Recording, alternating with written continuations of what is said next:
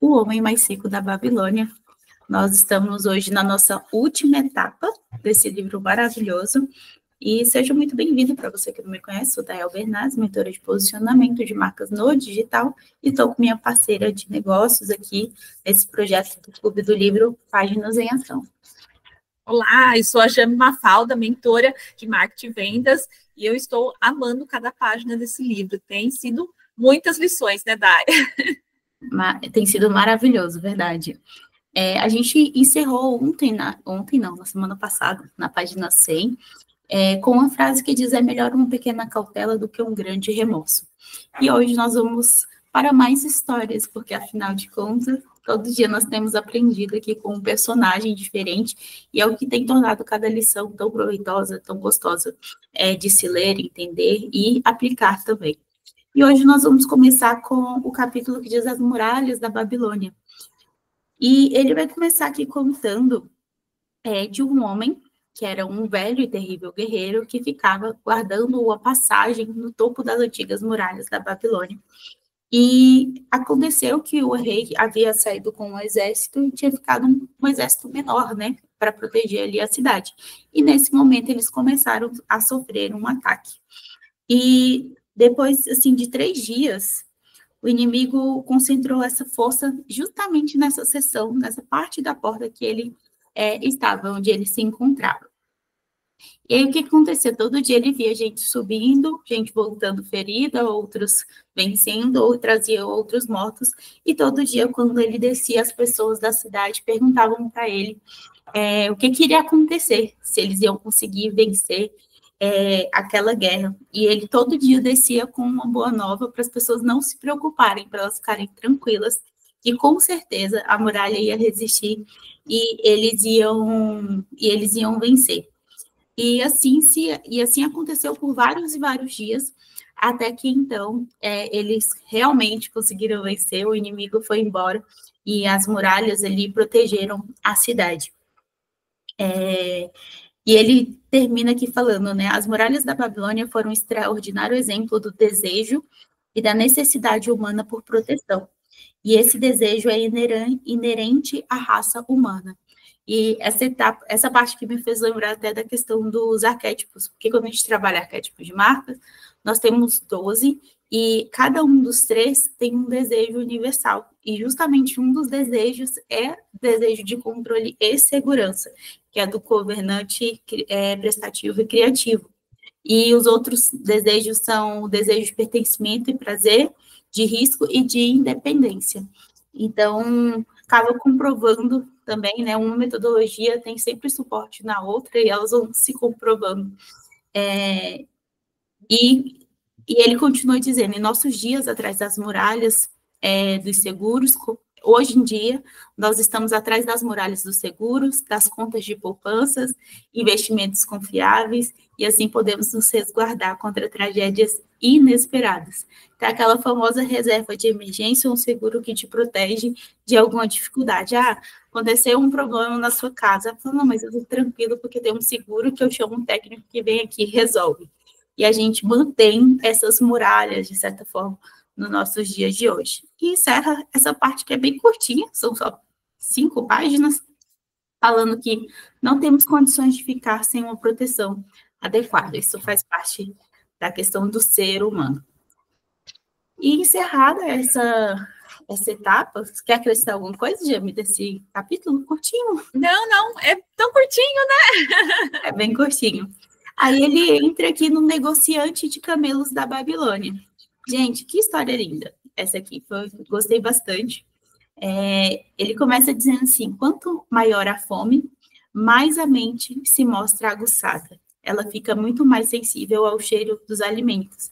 E eu até circulei fome aqui, coloquei: quanto maior um desejo, né, que você tem, uma decisão que você toma, mais a sua mente se torna aguçada.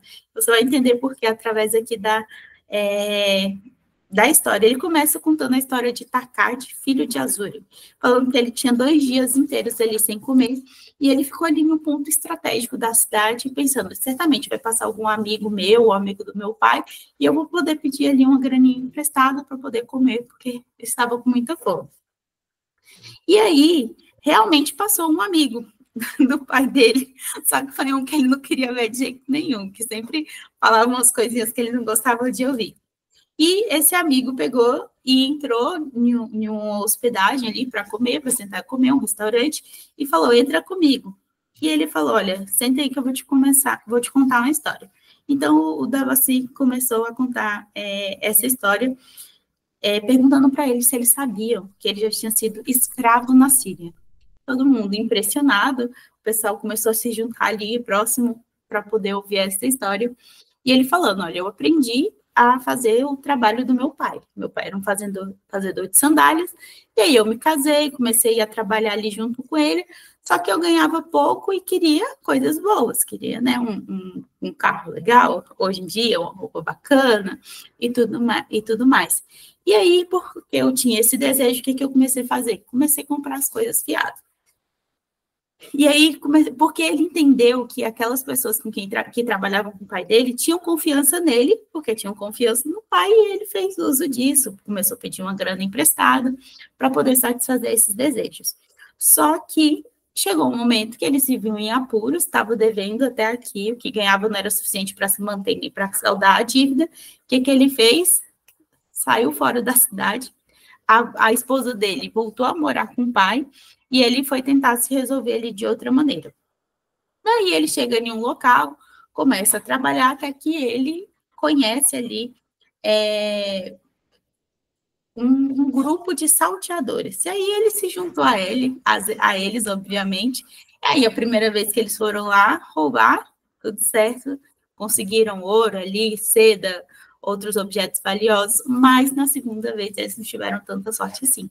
E aí os líderes desse bando foram mortos e o restante deles foi o quê? Vendido como escravos. E assim ele foi, né, de um homem livre a um escravo, e ele fala que foi comprado por 2 moedas de prata. E aí o amo, ele foi vendido como escravo, mas a ficha dele ainda não tinha caído. A ficha dele só caiu um dia que o amo dele levou ele diante das 4 esposas e falou, e aí, o que vocês acham da gente transformar esse homem em um eunuco?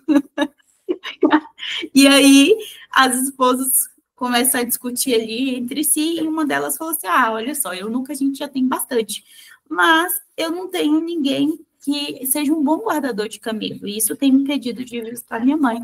Então, você sabe guardar camelo? E ele prontamente, não, eu sei, eu consigo fazer o camelo sentar, pensa só, né, no sufoco, tentando resolver aquela situação. E assim ele ficou como escravo de uma dessas esposas, para poder levá-la durante essas longas viagens. E aí, nesse vai e vem com ela, ele começa a contar para ela a história dele, que ele nasceu um homem livre, e dado tudo o que aconteceu, ele começou a pedir dinheiro emprestado, acabou tornando-se escravo. E ela começa a questionar ele com o seguinte argumento, abre aspas, como pode chamar a si mesmo homem livre quando sua própria fraqueza o trouxe à condição em que se acha? Se um homem tem dentro de si a alma de um escravo, não é exatamente nisso que se transforma? Não obstante seu nascimento, assim como a água procura o seu nível? Se um homem tem dentro dele a alma de um cidadão livre, não se tornará respeitado e honrado em sua própria cidade, a despeito de seu infortúnio? Então, aquilo começou a mexer com ele. Aqui diz que ele ficou dias pensando nisso, né? Ele nasceu livre, mas o coração dele era de escravo. E aí, vai e vem com essa senhora, ele fica remoendo aquela informação, não sou escravo, eu sou um homem livre. E os anos foram se passando, e ele começa a perguntar, né, para ela, o que acha de mim agora? Pergunta-lhe a queima-roupa, tenho a alma de um homem ou a de um escravo? Porque o que aconteceu? Ele ficava separado dos escravos. E ela começou a questionar, por que você não fica junto deles? E aí ele fala, porque eu sou um homem livre. Você acha agora, pelo fato de eu estar separado todo esse tempo, eu sou um escravo ou sou um homem livre? Aí ela pega e questiona ele mais uma vez, fala, olha, se você deixar que os anos passem sem fazer qualquer esforço para pagar sua dívida, no caso, então você tem a desprezível alma de um escravo. O mesmo pode ser dito do homem que não respeita a si mesmo, e ninguém pode respeitar a si mesmo se não pagar honestamente as suas dívidas. Ela fala, tá, você acha que só porque você está separando dos outros escravos, você é um homem livre? Não, se você é um homem livre mesmo, por que você não paga as suas dívidas de forma honesta? Porque você saiu lá da sua cidade fugido porque estava devendo uma galera. E aquilo começa a mexer com ele mais uma vez. Ela tinha palavras sempre duras, né? Ele queria a ajuda dela, mas eu sempre estava ali mexendo com a mente dele. Aí ela vai continuar falando, olha, suas dívidas são seus inimigos. Elas correram com você da Babilônia. Você abandonou-as e elas cresceram num nível sufocante para você. Se as tivesse enfrentado como um homem, daria conta do recado e se veria admitido entre os concidadãos. E continua essa história deles, e mais uma vez ela vai e insiste falando que queria ir visitar a mãe dela, e leva muito mais coisas do que costumava levar. E nessa ida, ela vai e fala para ele, fala, olha, tá aqui, pega o meu camelo, os meus camelos, pegam 2 camelos, se não me engano, e essa comida, volte e viva como um homem livre. E aí, assim, ele faz, né? Ele começa a viajar e entra aqui quase que uma jornada do herói, né? Ele começa a viajar e chega numa cidade muito difícil, assim, de viver. Ele já tá cansado e ele começa, assim, a ter pensamentos muito ruins. Nossa, eu vou morrer aqui, para que eu fui inventar isso? E né, nesse momento que ele estava com fome, com sede, numa cidade árida, super difícil, ele começa a se questionar, quem sabe não encontraria o meu fim nessa quietude extrema? Minha mente nunca estivera tão aguçada. Eu olhava à minha frente, a desanimadora distância, e novamente veio até a mim a pergunta, tenho a alma de um escravo ou a alma de um homem livre? Então percebi com clareza que se eu tivesse a alma de um escravo, entregaria os pontos. Deixar-me-ia ficar ali deitado no deserto e morreria um merecido fim para um escravo fugido. Mas, e se tivesse a alma de um homem livre, certamente faria tudo para voltar à Babilônia. Pagaria aqueles que tinham confiado em mim. Traria felicidade à minha esposa, que realmente me amava, e paz de espírito aos meus familiares. E ali ele toma uma decisão, uma resolução, de que não importasse o que aconteceria, ele ia levantar, ia voltar à Babilônia, pagaria as dívidas dele e tomaria a casa dele e viveria com a esposa dele feliz. E ele fala que nesse momento que ele toma essa decisão, uma coisa estranha acontece.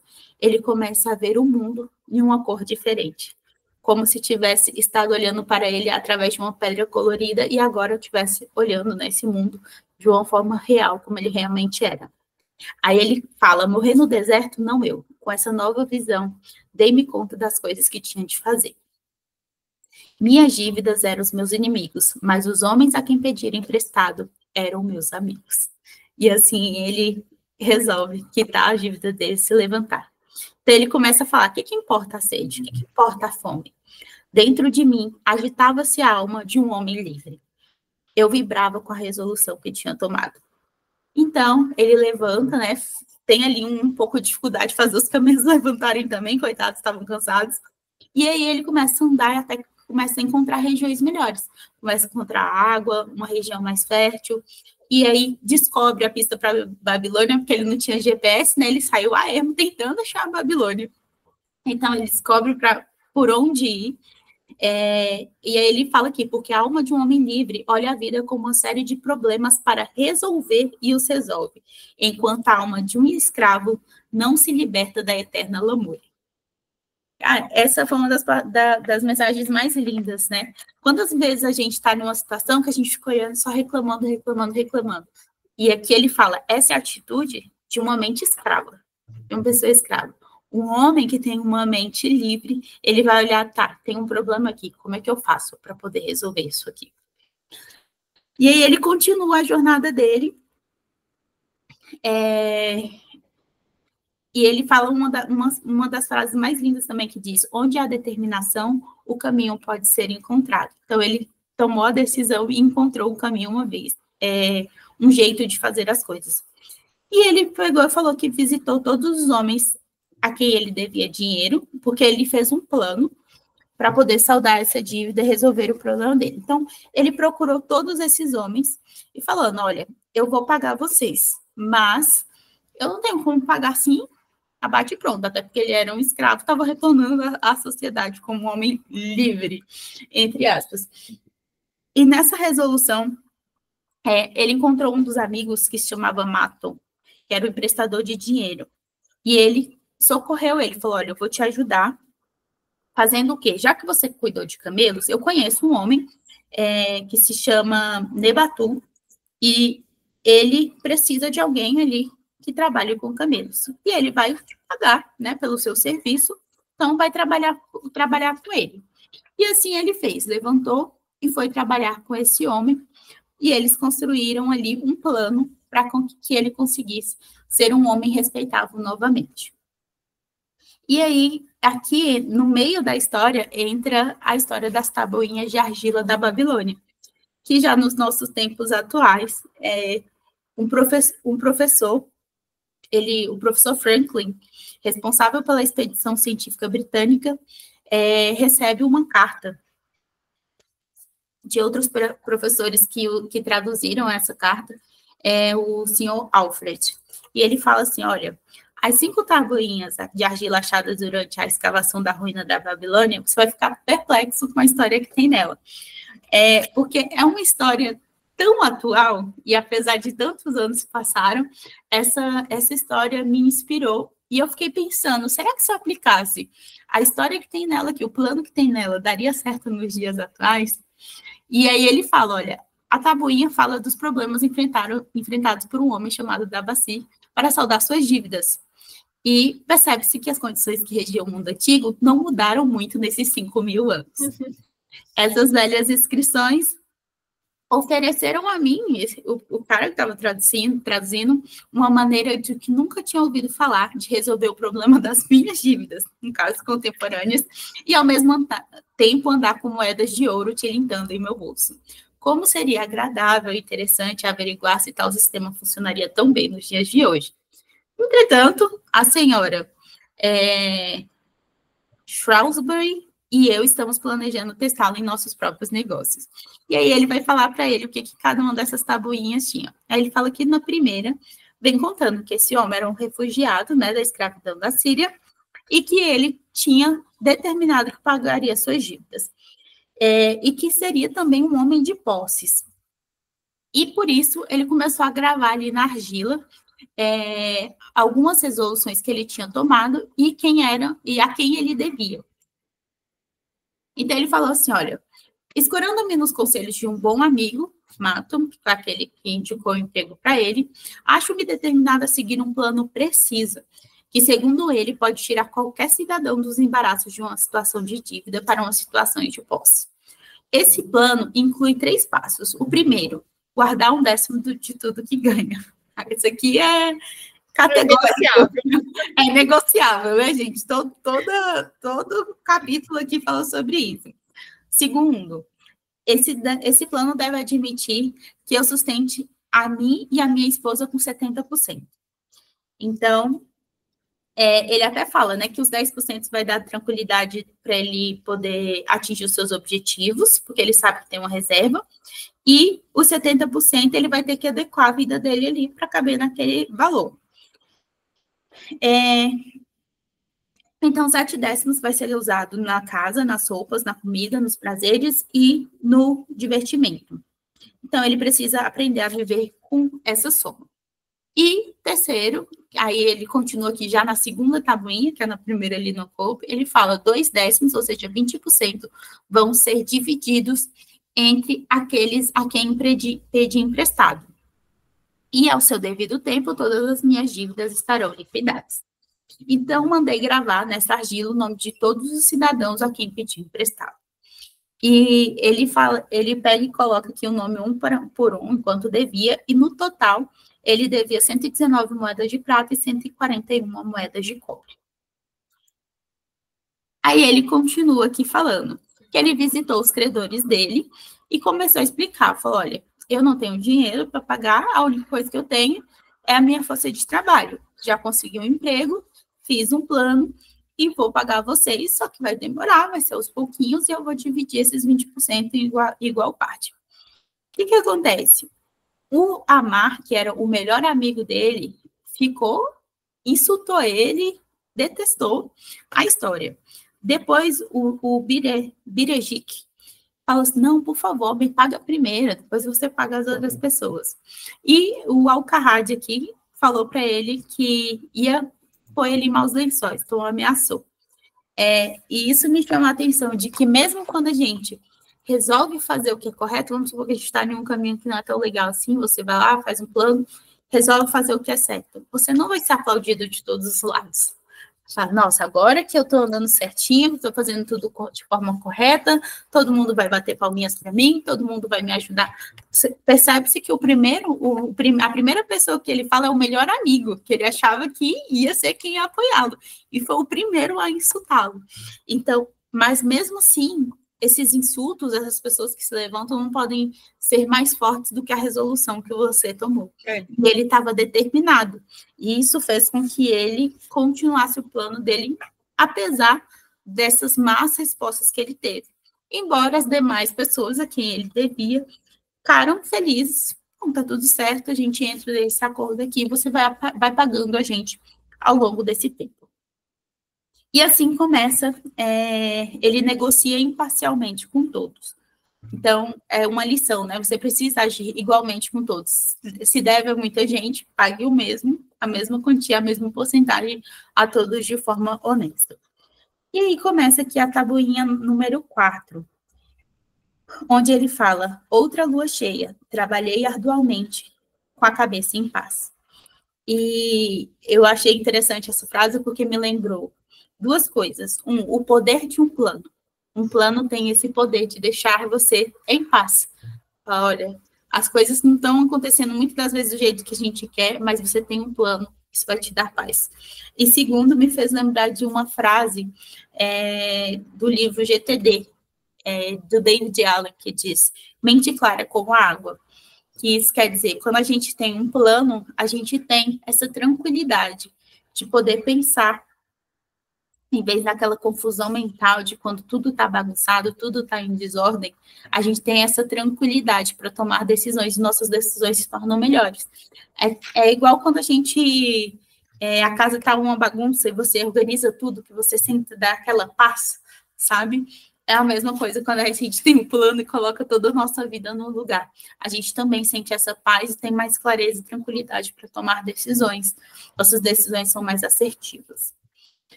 E aí ele continua falando que a primeira vez lá que ele foi pagar, o Birejik ficou satisfeito que quis beijar a mão dele. O Alcarrad continuava rabugento.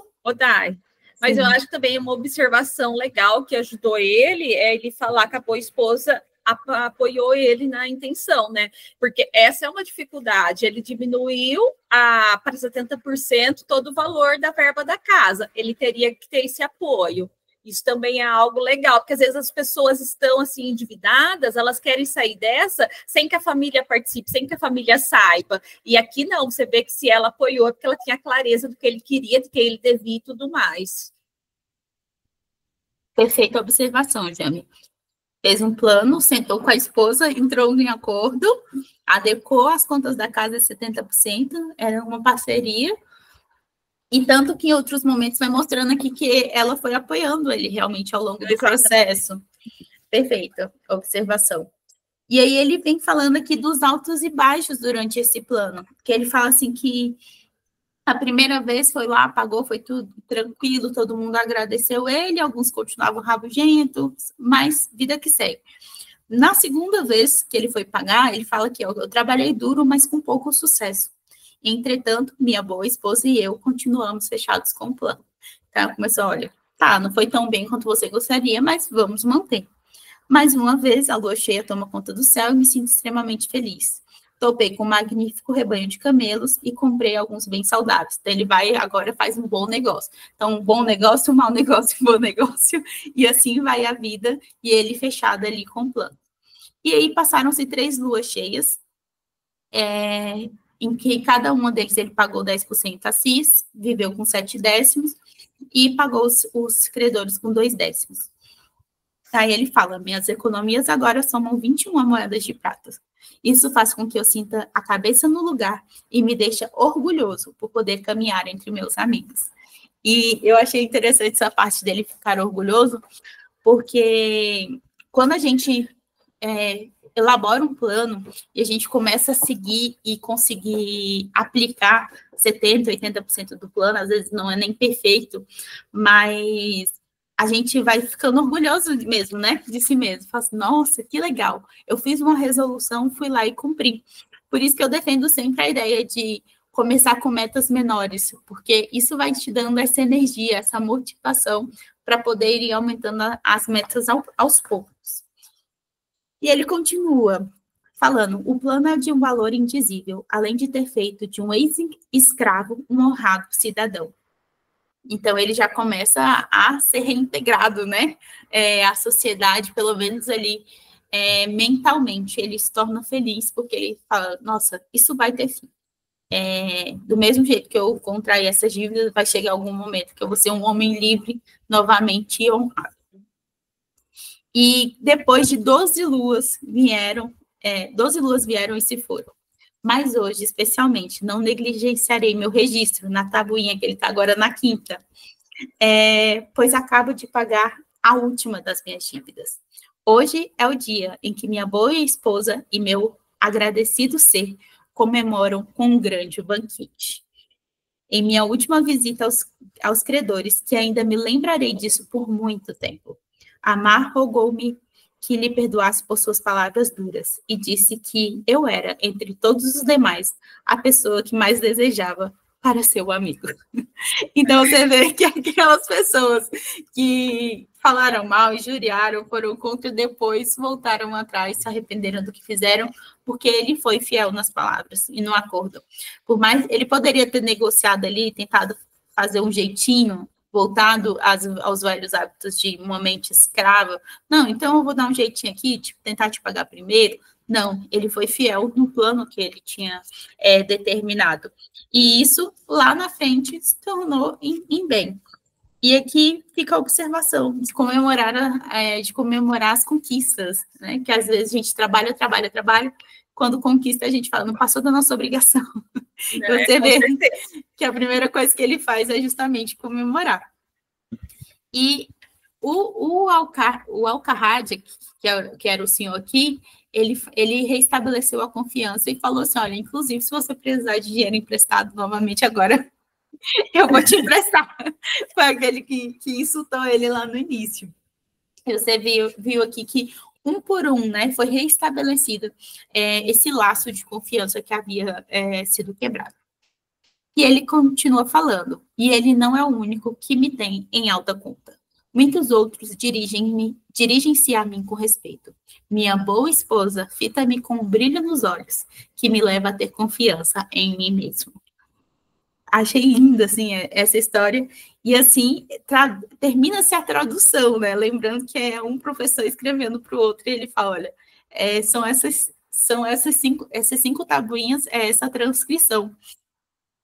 E aí, depois de um tempo que ele decidiu colocar em prática isso aqui que ele aprendeu, ele manda outra carta, falando, olha, você provavelmente se lembra das minhas palavras da carta de outubro de 34, e aqui ele está agora em 1936, quando lhe disse que eu e minha esposa iríamos tentar pôr em prática o plano de Davassi. E esse plano chegou embora porque ele fala que não estava vendo mais nenhum tipo de luz no fim do túnel. E, de repente, apareceu esse seu conhecido, o velho negociante de camelos da Babilônia, com um plano. Então, eles seguiram o plano, fazendo uma lista de todos os débitos que eles tinham. Ponderei pagar-lhe os credores dele, no caso agora já nos tempos modernos, separar todo mês 20% da renda para fazer esse rateio entre os credores e liquidar a dívida, no mínimo dentro de 2 anos. Aí ele foi procurar, alguns ficaram satisfeitos, nossa, finalmente vou receber alguma coisa. Formulei um acordo por escrito com o nome de todos, do jeito que o Davassi tinha feito ali, né? Que ele colocou o nome de um por um, de quanto devia a cada um na tabuinha, ele fez a mesma coisa. Ele foi lá, escreveu tudo bonitinho, E minha mulher e eu começamos, então, a criar um esquema que nos permitisse viver com 70%. Fez o plano em conjunto, como a Jami bem ponderou ali. Começamos com aluguel para tentar viver nos 70% e eles conseguiram uma redução. Trocaram algumas marcas que eles utilizavam e descobriu que tinha como comprar marcas tão boas por um preço menor. E levaram o plano adiante com alegria. E também ele fez um acordo com os credores dele que, quanto ele estivesse recebendo, mesmo que se fosse aquela porcentagem pequenininha que eles tinham acordado, ninguém ia ficar perseguindo eles pelas dívidas do passado. Acordos feitos, pegaram 10% e guardaram. E aí ele vai e diz aqui, e essa é a parte divertida. É realmente engraçado começar a acumular dinheiro que você não quer gastar. Há mais prazer em ver aumentar uma reserva de dinheiro supostamente excedente do que poderia haver gastando. Então, ele começa a sentir prazer em guardar em vez de gastar. Olha que legal. Então, vai mudando a mente de escravo para uma mente de um homem livre mesmo. E ele começa a falar que os 10% é a primeira coisa que eles pagavam, já colocava no desconto em folha. Então, assim, aquele dinheiro nem batia na conta. Ia dinheiro direto para a reserva. E que esses 10% começou a gerar uma grande sensação de segurança. Ele começou a ganhar mais pelos dias de aula dele. E aí, o que aconteceu? Todas as dívidas gradualmente foram pagas e os investimentos foram crescendo ao mesmo tempo. E no final do próximo ano, quando todos os nossos velhos débitos já não existirão, teremos condições de aumentar o valor dos nossos investimentos, além de uma quantia extra para viajar. E vamos continuar mantendo as nossas vidas em 70%. Aí ele termina a carta falando para o amigo dele sobre a história, né? Ele sabia, ele passou por tudo isso. Ele queria beneficiar os outros a partir de suas próprias amargas experiências. Foi por isso que levou tediosas horas gravando sua mensagem na argila. Ele tinha uma mensagem verdadeira para companheiros no sofrimento. Uma mensagem tão importante que depois de 5.000 anos ergueu-se das ruínas da Babilônia, não menos verdadeira ou menos vital do que no dia em que foi enterrada. E assim ele conclui a carta, né, para o amigo dele. E eu achei incrível porque quando a mensagem é verdadeira, ela é grandiosa, ela tem esse poder realmente, né, de pegar e passar o tempo. Então, quantos livros que a gente vê hoje em dia, que a gente fala, né, que passou pelo teste do tempo, como esse. É uma história de 5.000 anos atrás, mas continua vívida, continua eficaz ainda nos nossos tempos. E como a gente precisa buscar mais dessas mensagens, que são universais, que não importa o tempo, a cultura, elas continuam verdadeiras, para que a gente possa aplicar realmente na nossa vida. E aí agora a gente vai entrar no próximo capítulo, que é o Homem de Mais Sorte da Babilônia, que a Jami vai trazer para vocês. Vamos lá. Essa história também eu achei incrível, tá? E eu acho que ela consegue trazer para a nossa realidade, para os dias de hoje, de uma forma muito... que traz uma lição muito forte para a gente. Aqui vai contar a história de um rapaz que tinha muito sucesso, ele andava muito bem vestido, com túnicas, joias, e ele começou a viajar com o neto de um sócio seu, um rapaz mais jovem, dá a entender, né, que ainda não tinha toda a experiência, e ele vai começar a compartilhar toda a experiência desses anos com ele. Então, mais uma vez, a gente vê uma pessoa de mais idade ensinando o jovem, né, trazendo um pouco dessa sabedoria. E o jovem, uma das primeiras coisas que ele perguntou para ele é se ele tinha tanto dinheiro, por que ele trabalhava tanto? Por que ele trabalhava tão arduamente? E sendo que ele poderia colocar os escravos para trabalhar e ele ficar somente consumindo, gozando a vida e usufruindo de tudo que o dinheiro podia proporcionar para ele, né? E ele fala, se eu fosse tão rico quanto você, levaria uma vida de príncipe, nunca montaria um animal para cruzar o torre do deserto. E aí eles vão começar a conversar, perguntando se ele sabia como começou essa sociedade, como que esse rapaz, ele conheceu o avô dele, e ele fala que ele não sabia da história, ele até traz, fala, seu avô era uma pessoa que conseguia guardar segredos, e ele, essa lição, acho que ele aprendeu com o avô dele, ele fala assim, não, você pode contar com o meu silêncio. E aí ele vai contar que antes dele ser tão rico e usar essas túnicas e tudo mais, ele foi um escravo, mas ele foi um escravo por infelicidade do destino.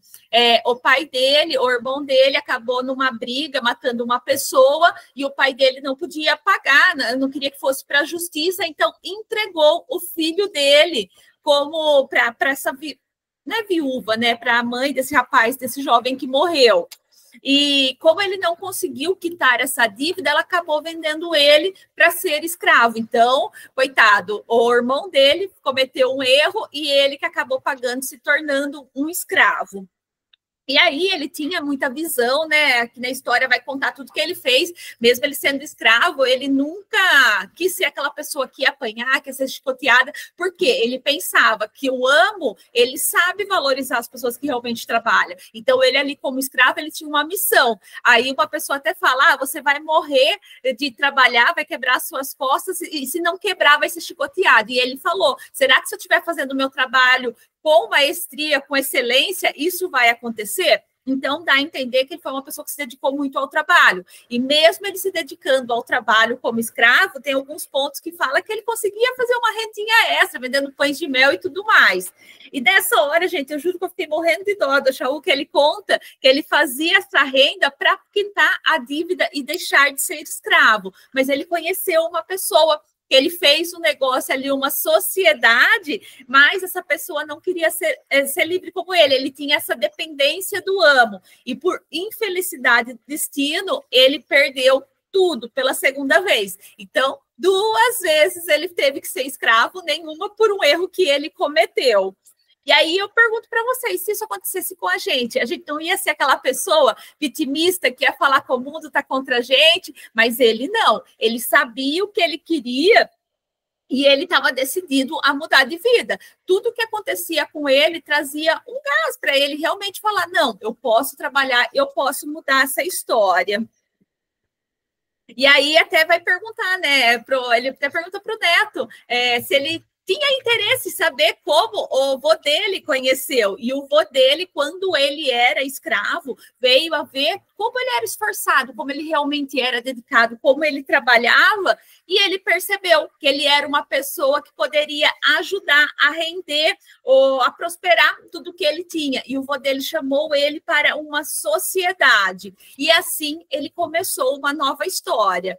Então, assim, realmente, assim, eu fiquei, claro que eu fiz o resumo do resumo aqui, mas eu fiquei encantada com a determinação dele, sabe? E ele até fala, assim, que ninguém prospera usando a malandragem, que se você quer conseguir crescer na vida, você tem que honrar e dedicar para o seu amo, para a pessoa que você serve. E foi isso que ele fez, e ele acabou se tornando um sócio.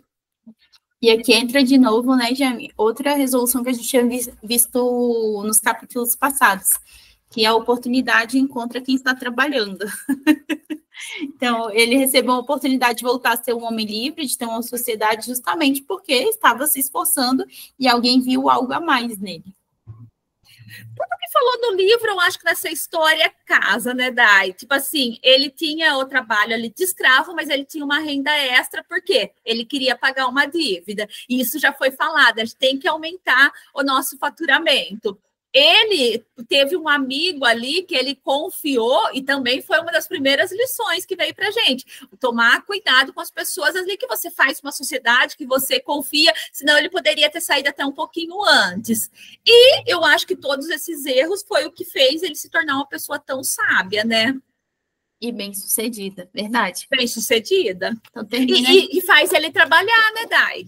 Por que ele trabalha hoje? Se ele tivesse conseguido tudo tão fácil, tivesse quebrado tanto a cara, será que ele não ia fazer o que o jovem falou? De deixar os escravos trabalhando para ele? Verdade, faz lembrar mais duas lições do livro, essa sua fala. Aquela questão de trabalhar com excelência e fazer com que a tua hora valha cada vez mais, que um cara fala assim, eu preciso ser insubstituível. Como é que eu posso fazer para que meu trabalho valha 10 vezes mais, 15 vezes mais a minha hora de trabalho? E vai realmente fechando todos os pontinhos do livro nessa última história. Então, a gente já fica com o resumo do livro aqui. Perfeito. E aí, para finalizar o livro, vai ter o esboço histórico da Babilônia, que tem alguns pontos também, não entrando tão fundo na parte histórica, mas que eu acho interessante a gente compartilhar, que durante todo o livro a gente percebe que a Babilônia, ela era rica, mas ela não tinha floresta, ela não tinha minas, não se falava assim, muito de chuva, então dá a entender que era um lugar que tinha poucas chuvas e que todos os recursos que os homens criaram lá foram criados por ele mesmo. Então não era assim uma terra rica, sabe? Eram as pessoas que viam oportunidades, que criavam novas oportunidades. E isso eu acho legal de trazer também para hoje em dia, porque a gente tem um costume de falar, mas o mundo está em crise. Tá, será que a gente não consegue dessa crise criar novas oportunidades? Lá era um lugar rico, mas por quê? As pessoas tinham essa vontade, tinham esse desejo. Devia ter um rei que incentivava, com certeza ele não teria contratado lá no começo a pessoa para treinar 100 homens, mas a gente também tem que ter essa consciência, né? Nós às vezes estamos sendo escravo da nossa própria crença limitante. É verdade. Então, trocar o olhar, como essa história anterior disse, isso também me chamou a atenção, deixa eu até destacado aqui, que a Babilônia possuía apenas 2 recursos naturais, um solo fértil e a água do rio. E aí os engenheiros da época arrumaram um jeito lá, um sistema para desviar as águas do rio por meio de represas e fazer canais de irrigação. Então, pegaram uma terra infértil, num lugar que o clima não era tão legal, e transformou em uma superpotência, justamente com um trabalho duro, com um olhar diferenciado sobre aquele local. Então, mostra para a gente que, apesar das circunstâncias, sempre tem um jeito de transformar o que é ruim, ou que é inoportuno, não é adequado, em algo muito bom. E trazendo para a minha realidade, eu vejo muito isso, né? Empreendedoras, que às vezes a gente vai falar de vir para o digital, de estar presente no digital, e elas falam, mas eu não dou conta, porque eu já tenho meu negócio físico, me dá muito trabalho e tal. Aqui nós estamos vendo um escravo que carregava tijolos, onde todo mundo falava que quebrava as costas, que fazia pães de mel. Então, será que você realmente não consegue vir para o digital? Será que você não consegue criar a tua oportunidade? Às vezes o riacho está ali do lado da sua terra infértil e está faltando uma atitude para você realmente mudar a tua história e se tornar uma pessoa de sucesso. Perfeito.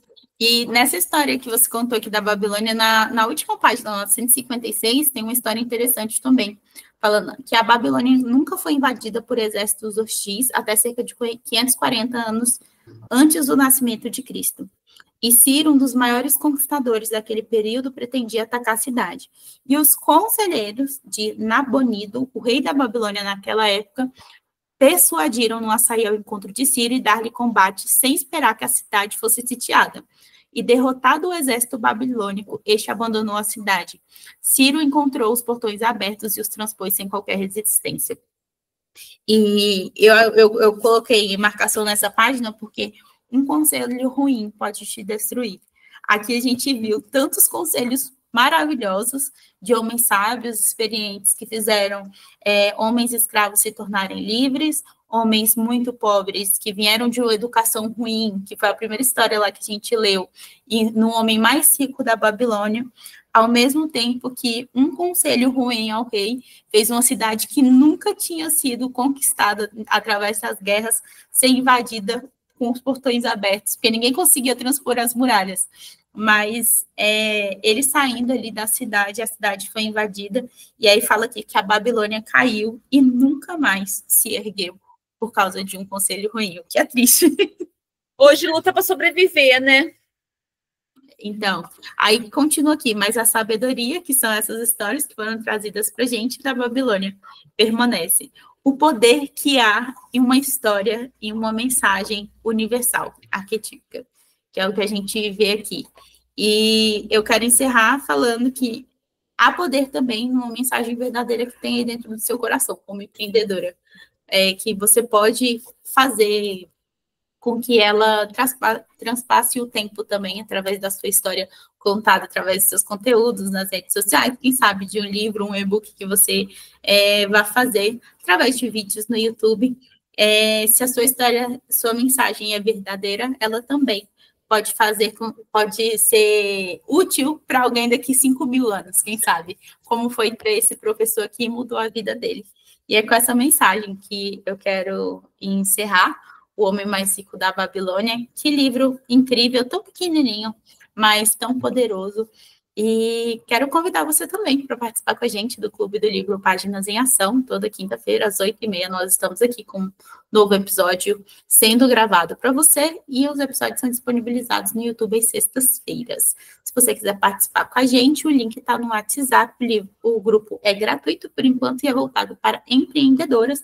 E o próximo livro que iremos ler é Como Fazer Amigos e Influenciar Pessoas. Então, você está convidado. Deixo o meu tchau aqui e a despedida da Jami.